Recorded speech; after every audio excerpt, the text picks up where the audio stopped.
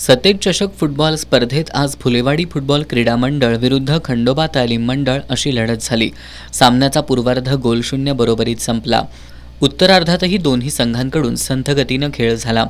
फुलेवाडीच्या संकेत वेसनेकर, रोहित जाधव, ऋतुराज संकपाळ या खेळाडूंकडून अपेक्षित असा खेळ झाला नाही।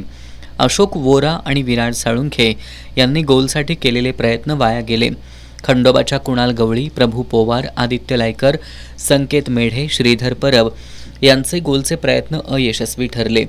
फुलेवाडीचा गोलरक्षक आशिष गवळी यानं खंडोबाच्या खेळाडूचं आक्रमण यशस्वीरित्या परतवलं। पूर्ण वेळेत हा सामना गोलशून्य बरोबरीत संपला।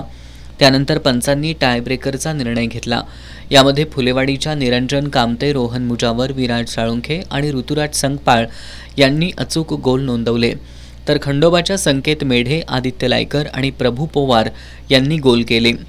परंतु श्रीधर परब आणि ओंकार लायकर यांनी मारलेले फटके फुलेवाडीच्या गोलकीपरनं रोखल्यानं हा सामना फुलेवाडी फुटबॉल क्रीडा मंडळानं 4-3 अशा गोलनी जिंकून उपांत्य फेरीत प्रवेश केला। या सामन्यात फुलेवाडी संघाचा आशिष गवळी हा सामनावीर, तर खंडोबाचा पृथ्वीराज साळुखे हा लढवय्या खेळाडू ठरला। स्पर्धेदरम्यान प्रेक्षकांसाठी लकी ड्रॉ काढण्यात आला। यामध्ये फुलेवाडीचे नंदकुमार मोरे हे गिफ्ट वाउचरचे मानकरी ठरले, तर मंगळवार पेठेतील अवंती वस्ताद या पैठणीच्या मानकरी ठरल्या। उद्या गुरुवारपासून उपांत्य फेरीतील सामने खेळवले जाणार असून उद्या दुपारी 4 वाजता शिवाजी तरुण मंडळ विरुद्ध बालगोपाल तालीम मंडळ अशी लढत होणार आहे।